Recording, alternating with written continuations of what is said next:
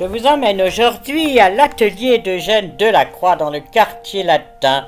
Vous voyez le vieux clocher de Saint-Germain-des-Prés, à la gauche une toute petite rue minuscule où il y a là tous les bâtiments des presbytères, des prêtres qui desservent Saint-Germain-des-Prés, puis juste après l'abbaye, les restes de l'abbaye de Saint-Germain-des-Prés qui était absolument une des plus magnifiques de France et qui a été démolie par le baron Haussmann en 1875 pour percer le boulevard Saint-Germain.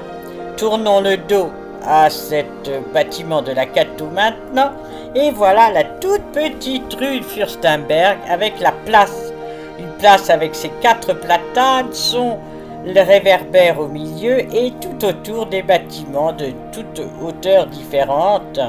C'est là que Eugène Delacroix installa son atelier lorsqu'il reçut la commande de Saint-Sulpice, des fresques de Saint-Sulpice.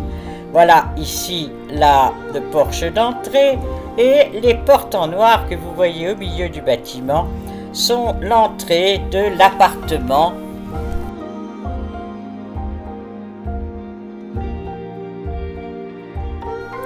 C'est vraiment un tout petit appartement avec un escalier d'entrée qui mène à l'étage où il y a 3 petites pièces. C'est vraiment minuscule, c'est devenu le musée. Voilà le plâtre teinté fait par Antoine Étex en 1876, donc 15 ans après la mort de l'artiste. En costume, il est là, en costume d'académicien.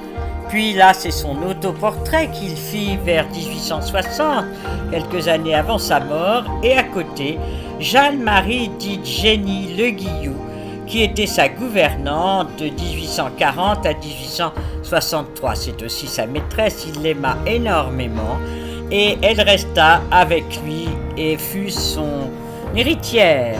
Voilà, on passe les portes, regardez le petit escalier et à droite la porte. C'est le bâtiment que Eugène Delacroix fit construire pour installer son atelier, car il fit les fresques de Saint-Sulpice, mais il avait aussi beaucoup d'élèves. Donc regardez là certains de ses tableaux avec ses animaux extraordinaires. Moi j'ai toujours admiré ses chevaux absolument fabuleux, mais là ce jour-là c'était plutôt des animaux de la jungle.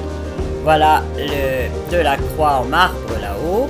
Ça, c'est les animaux empaillés qu'il avait pour que ces toiles soient encore plus réelles.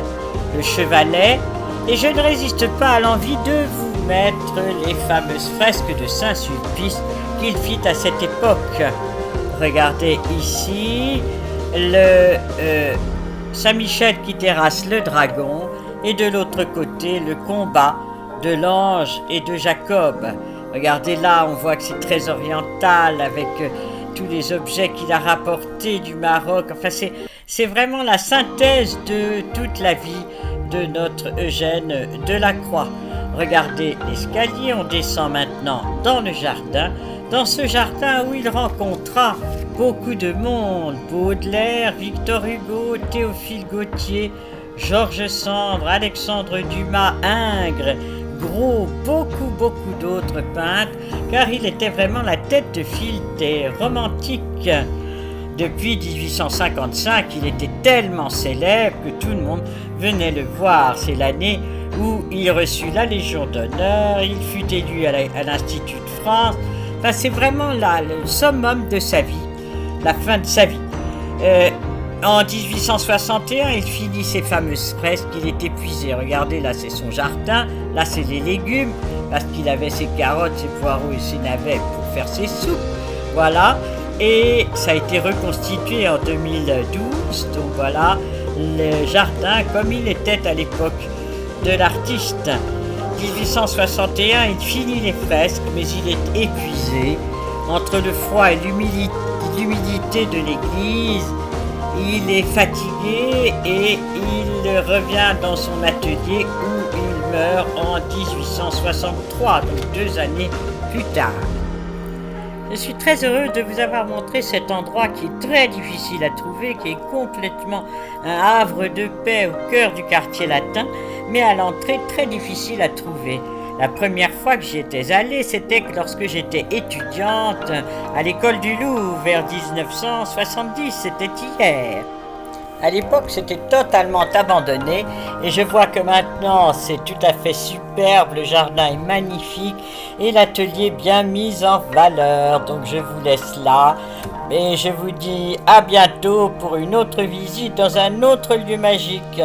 Au revoir!